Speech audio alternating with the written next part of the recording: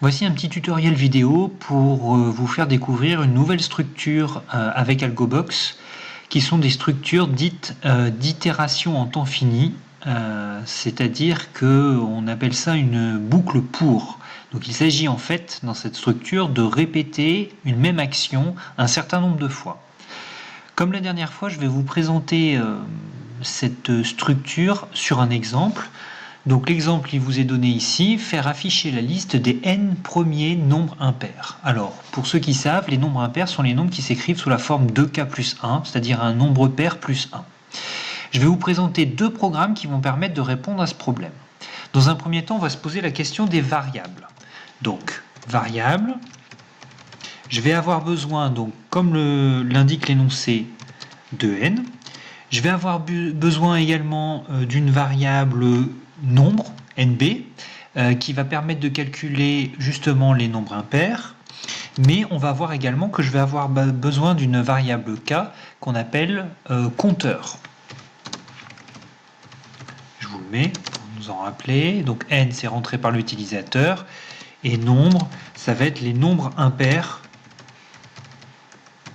que l'on va calculer. Bien, allons-y. Je déclare mes variables. Variable, déclarer nouvelle variable. Il va y avoir n qui est un nombre. Il va y avoir nb, déclarer nouvelle variable. nb qui va être le nombre que je calcule. Et il va y avoir également k qui est mon compteur. Alors, la première façon que je vous propose, en fait, c'est la construction, vous connaissez, des nombres impairs. C'est-à-dire que le premier des nombres impairs, c'est 1. Et pour passer au nombre impair suivant, j'ajoute 2. Puis j'ajoute 2. Puis j'ajoute 2. De façon à créer la suite 1, 3, 5, 7, etc. etc. Bon. Donc, début d'algorithme. J'insère une nouvelle ligne. Première chose à faire, avant de faire quoi que ce soit, connaître la valeur de n, c'est-à-dire est-ce que je veux faire afficher 10, 100, 1000 nombres impairs. Donc là, on va demander à l'utilisateur, j'affiche le message, entrée petit n, avec toujours un retour à la ligne, comme ça je suis tranquille. Nouvelle ligne, on va lire cette variable. On va lire n. Maintenant, à partir de cette étape-là, Algobox connaît la valeur de n. Je crée mon premier nombre impair. Donc, affecter une valeur à variable.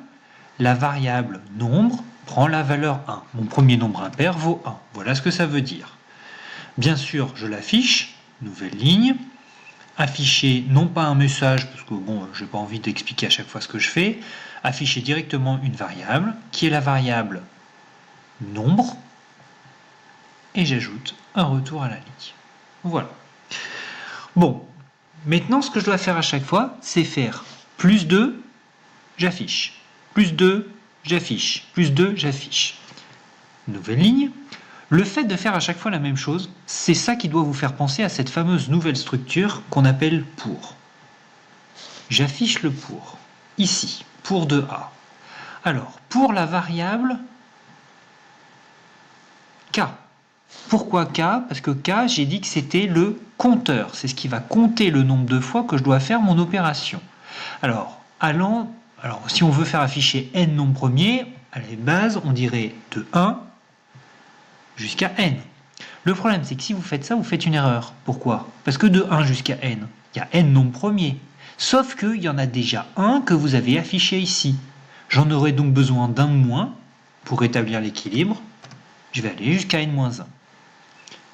Je clique, ma structure est en place. Pour le compteur allant de 1 jusqu'à n-1, qu'est-ce que je vais faire? Première chose, j'augmente de 2. J'affecte à la valeur nombre l'ancienne valeur nombre que j'augmente de 2. Et je valide. En clair, par exemple, sur la première étape, je vais passer de 1 à 3, puis de 3 à 5, puis de 5 à 7, etc. Bien sûr, ce n'est pas le tout de l'avoir calculé, il faut l'afficher. Afficher une variable. Afficher la variable nombre, toujours avec un retour à la ligne pour que ce soit joli. On teste, on voit si mon truc fonctionne. Tester algorithme. Lancer l'algorithme. Entrez la valeur de n. Bon, je vais afficher par exemple les 10 premiers nombres impairs. 10. Je valide. 1, 3, 5, 7, 9, 11, 13, 15, 17, 19. 1, 2, 3, 4, 5, 6, 7, 8, 9, 10. Il y en a bien 10, il n'y a pas de problème. Je ferme. Comprenons bien ensemble ce qu'on a fait.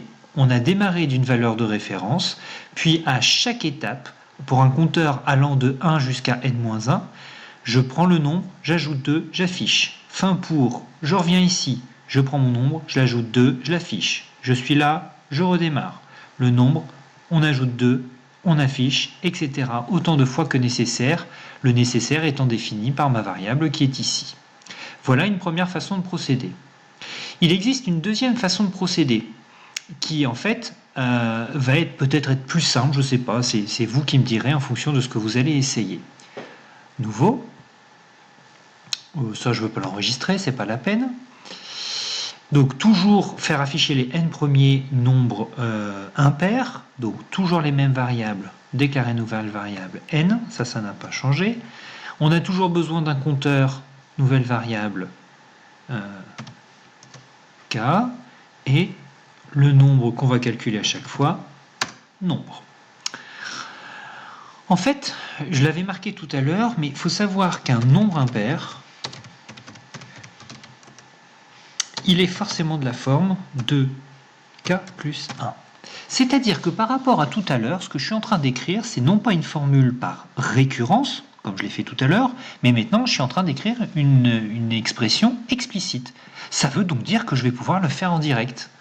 Début algorithme, comme tout à l'heure, on va commencer par lire la variable n.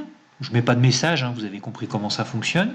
Je lis n, nouvelle ligne, et j'attaque directement, sans initialiser au départ, avec ma structure où je vais itérer, c'est-à-dire je vais répéter la même action à chaque fois. Pour la variable k, comme j'ai encore rien fait, là je vais pouvoir y aller franchement de 1 jusqu'à n. Je valide. La structure est en place. Qu'est-ce que je dois faire? Calculer 2k plus 1. Donc, affecter valeur à variable. Variable nombre prend la valeur 2 fois k plus 1. Je valide. Nouvelle ligne. Bien sûr, j'affiche ma variable que je viens de calculer, nombre, avec un retour à la ligne. Et voilà, il ne faut pas en faire plus. Cela dit, si vous êtes attentif, vous allez voir que j'ai fait une erreur. Alors, je vous laisse, vous faites pause éventuellement, de façon à pouvoir réfléchir. Et ensuite, vous relancez la vidéo, je vais donner la réponse. Alors, voilà, je ne sais pas si vous avez trouvé ou pas. Le plus simple, c'est de tester. Je teste mon algorithme. Lancer l'algorithme, entrer la valeur. Je veux les 10 premiers. Voilà. Je valide. Regardez ce qui se passe. J'en ai bien 1, 2, 3, 4, 5, 6, 7, 8, 9, 10. Sauf que, regardez, j'ai démarré à 3. Je me suis trompé. J'ai commencé par le deuxième des nombres impairs. Je vais rectifier ça tout de suite. Qu'est-ce que j'ai fait ici? C'était pas à 1 qu'il fallait démarrer. C'était en fait à 0. Hop. 0. Bien sûr, tout décale n-1. Alors, vous cassez pas la tête avec ces histoires, on ne sait jamais si c'est n, n-1, n plus 1. Vous faites votre idée, vous programmez, vous lancez, vous voyez ce que vous obtenez. Si c'est bon, c'est que vous n'étiez pas trompé. Si c'est décalé, vous ajustez de façon à ce que ça arrête de décaler. Tout simplement. Cette fois-ci, je relance, je teste mon algorithme. Lancer l'algorithme. 10. Et voilà, j'ai tout bon. On vient donc de voir deux façons d'utiliser la structure pour décrire la suite des nombres impairs. Première méthode, c'était une méthode par récurrence. Deuxième méthode, par fonction explicite. Je vous laisse continuer avec la feuille de TP. N'hésitez pas à revoir cette vidéo si l'ensemble n'a pas été clair. Bon courage!